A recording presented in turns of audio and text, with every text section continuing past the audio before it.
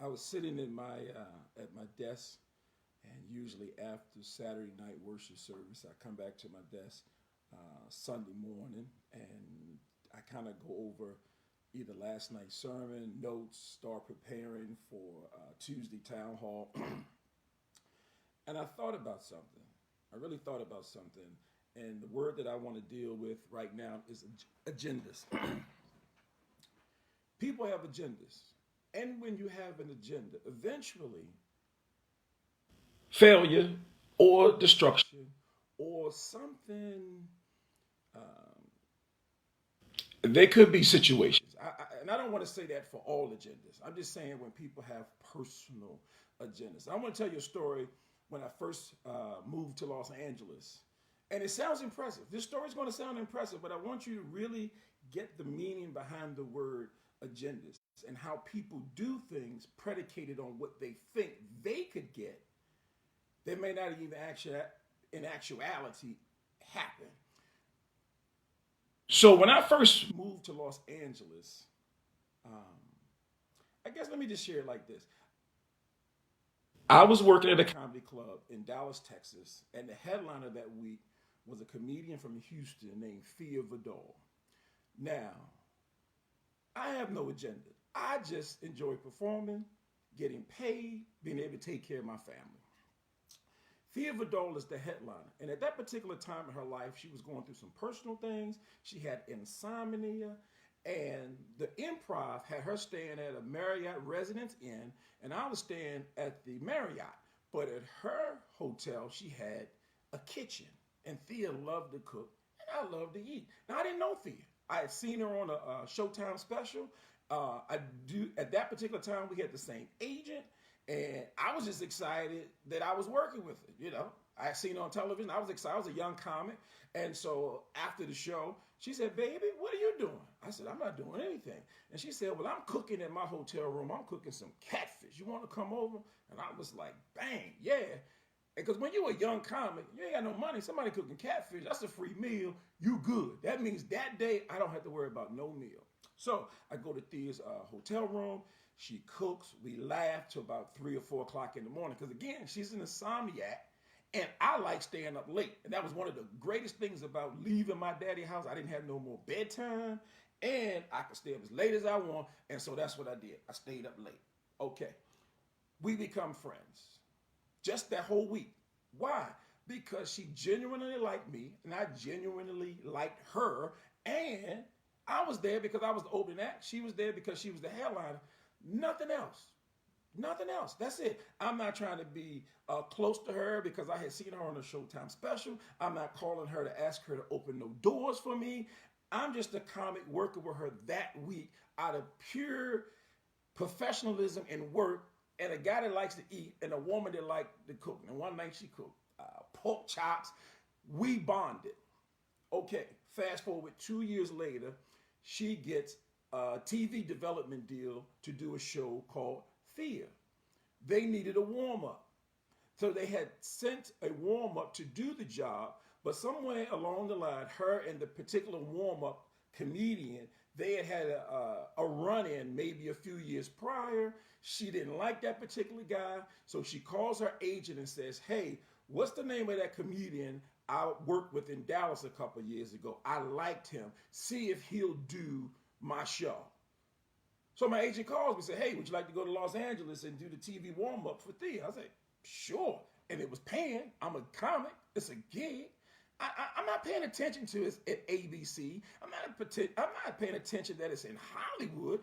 I'm getting a gig to take care of my family. So when I fly to Los Angeles and I start working on the Thea show, I do pretty good as a warm up. I did, because I was good, because I do the job. I do the assignment. I'm not there trying to be a writer on the show. I'm not there trying to be an actor on the show. I'm there for one specific thing: get the audience ready for the taping of a live show. And I did it really well.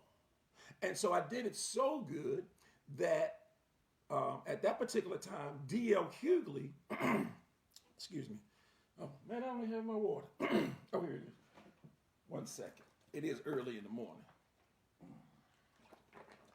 D.L. Hughley is the warm up for the Fresh Prince of Bel Air. And at this time, DL's career is starting to heat up. So the producers of the Fresh Prince of Bel Air call the producers of Thea and say, hey, who's your warm up? They say, we got this guy named Rodney Johnson. How is he? He's really good. We like him. Ask him, would he be willing to do our show, The Fresh Prince of Bel Air? Yeah. Will Smith, Alfonso Ribeiro, Karen Parsons, James Avery. Yes, I'm down.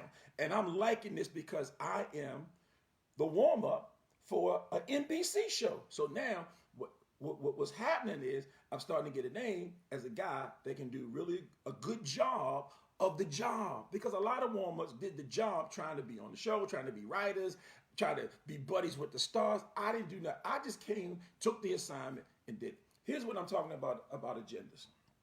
Okay. At that particular time, I was flying back and forth to Los Angeles to do the shows. So I didn't have a home there. I didn't have a car. Okay. When I first landed in LA, I said, well, I need to establish myself a relationship with one of the car rental companies, so that you can get the frequent points and all that stuff, and get the discounts. So I decided to go with Alamo.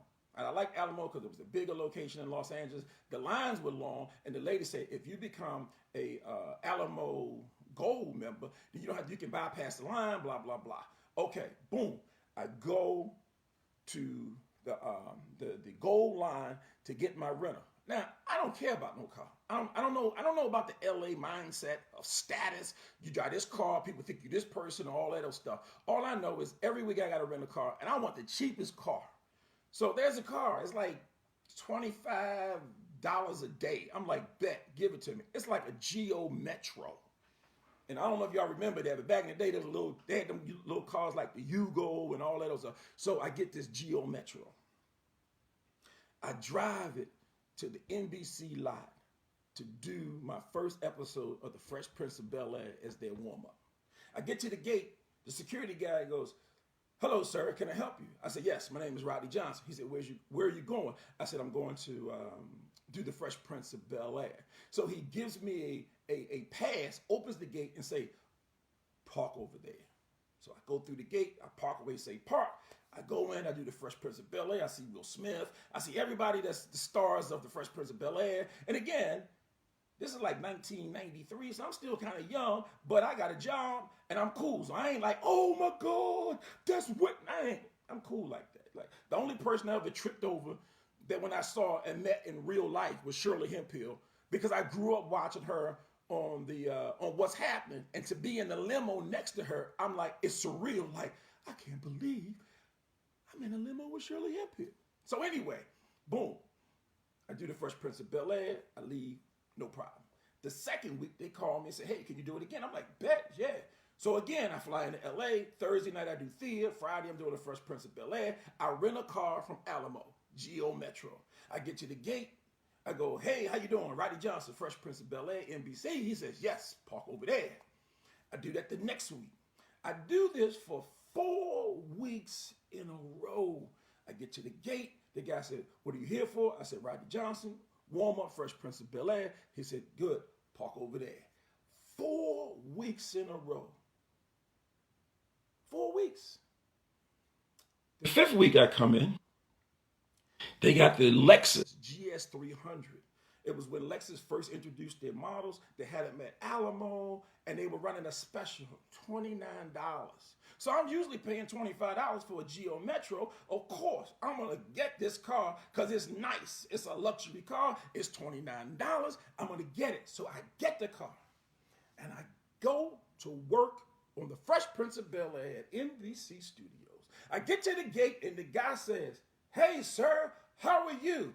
Come on in. And I'm thinking, wow, after 4 weeks of doing this every Friday, the guy knows me. I come in, I park. He don't ask me where I'm going. He don't ask me my name. He don't ask me nothing.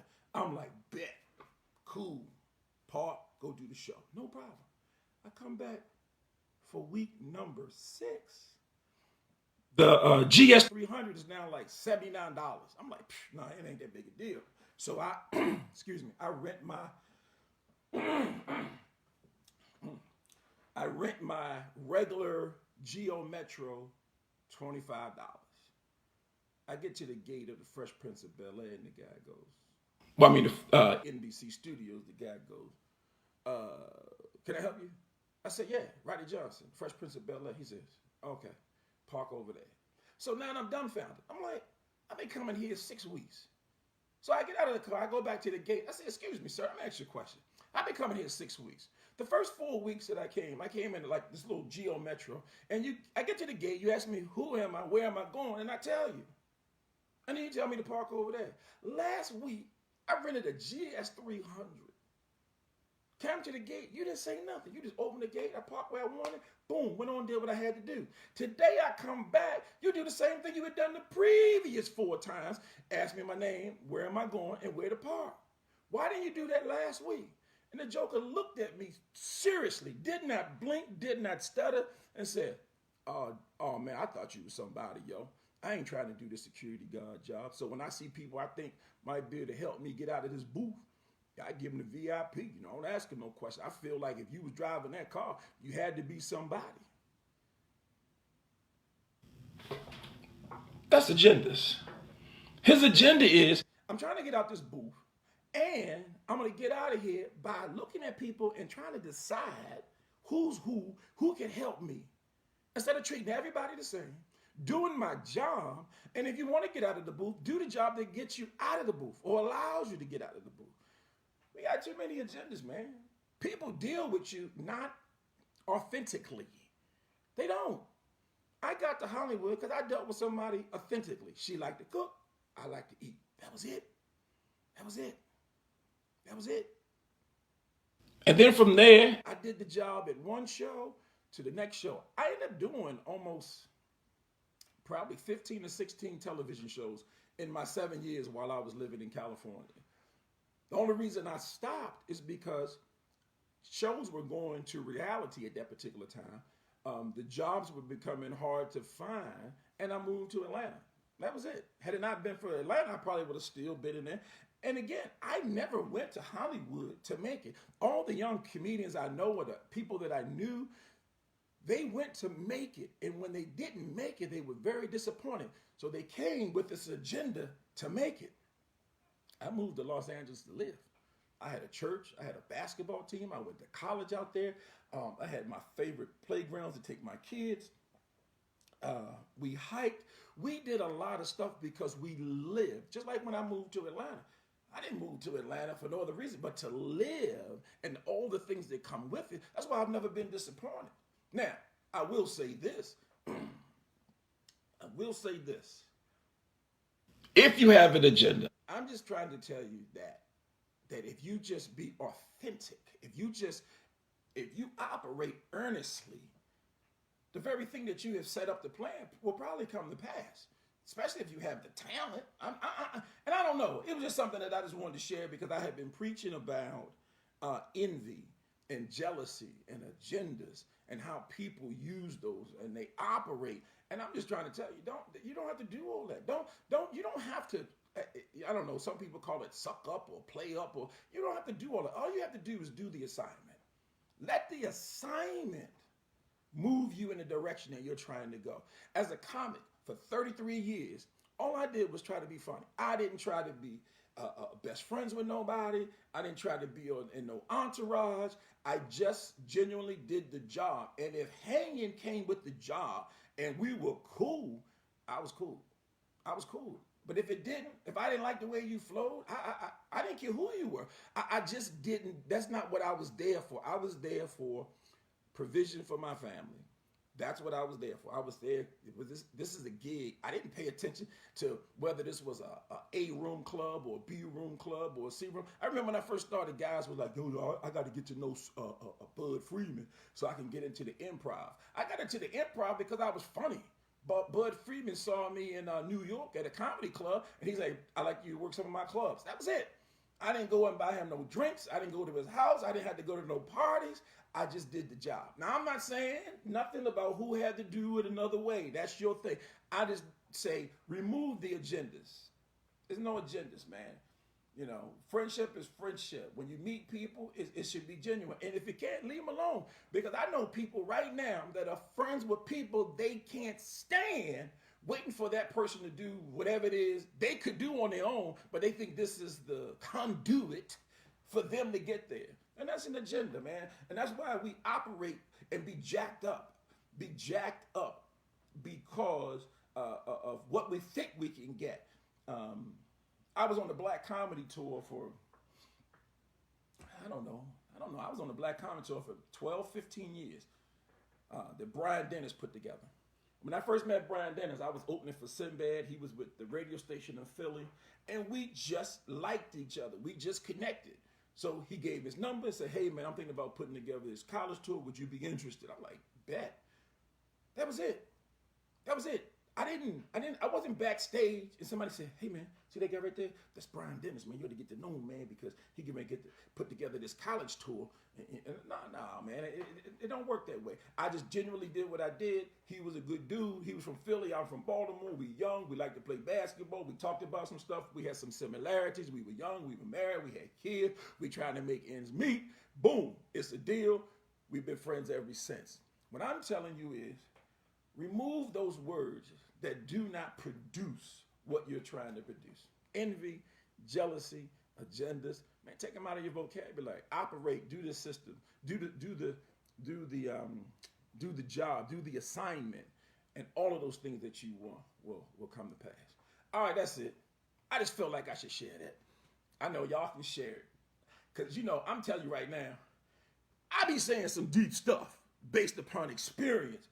And my shares be limited and my views be limited. I'm telling you, it does. You know why? Because people run from truth. People want to be placated. They want to be pacified. And then they want you to lie to them. More lies. I saw this prophet. I don't even know this dude's name. This joker is a false prophet if I ever heard one. If there was a picture for all the false prophets, this joker picture would be there. Be there. I watched him do this prophetic thing. How you know he a false prophet? Listen, if you can't see this joker false prophet, then you just ain't paying attention. I listened to some of the stuff this joker said. This joker had 4,000. This was like a week ago. 4,000 views. He had over 2,000 shares and about, I think, 15,000 comments. I looked at it again last night just to see how many more views. Now he's up to 15,000 views. 15,000 views. He ain't saying nothing. He is lying to the 29th power. That is lie, time, lie, time, lie, time, lie, time, lie, time, lie, to lie. Oh, you shouldn't be talking about nobody. Bruh, the truth is the truth. If you don't believe me, I'll send it to you for yourself and listen to it, and you're going to be like, oh my God, and people are buying it, and this is how you know it's false. When he tells you to come to his church and sit at his feet so that he can impart to you what God has said, not dropped in his spirit, said to him personally to tell you. And he tells you you ought to move to Atlanta. Wherever you are, you ain't going to be blessed in that land until you come to Atlanta and sit at my feet. Come on, folks. Okay, that's it. You know what? That's it. I'm not going to say no more. Man, nobody going to believe me, man. I got a woman real time. She been so good to me. All right, I'm out.